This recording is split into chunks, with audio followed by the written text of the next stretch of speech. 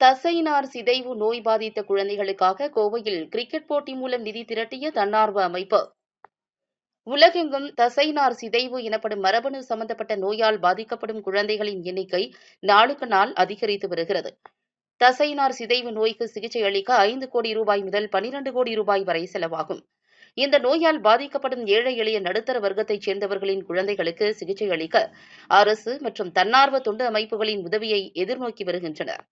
இந்த நோய்க்கு சிகிச்சை அளிக்க பெரும் பொருட்செலவாகும் என்ற நிலையில் அரசின் கவனத்திற்கு செல்லும் குழந்தைகளுக்கு மட்டும் சிகிச்சைக்கான மருந்துகள் வரி சலுகையுடன் கழிவு விலையில் மருந்துகள் கிடைத்து வருகின்றன.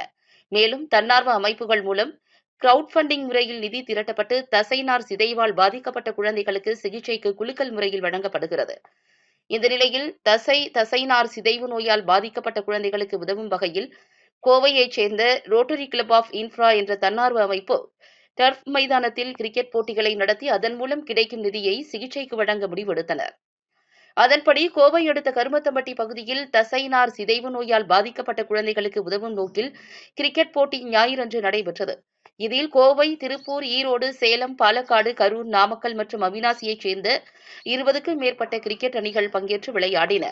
இதுகுறித்து ரோட்டரி கிளப் ஆஃப் இன்ஃப்ரா அமைப்பின் கோவை மாவட்ட தலைவர் காமராஜ் கூறுகையில், தசைநார் சிதைவு நோய் குறித்து விழிப்புணர்வு ஏற்படுத்தவும், இந்த நோயால் பாதிக்கப்பட்ட குழந்தைகளுக்கு உதவும் வகையிலும் நிதி திரட்டுவதற்காக இந்த கிரிக்கெட் போட்டியை நடத்தி வருகிறோம்.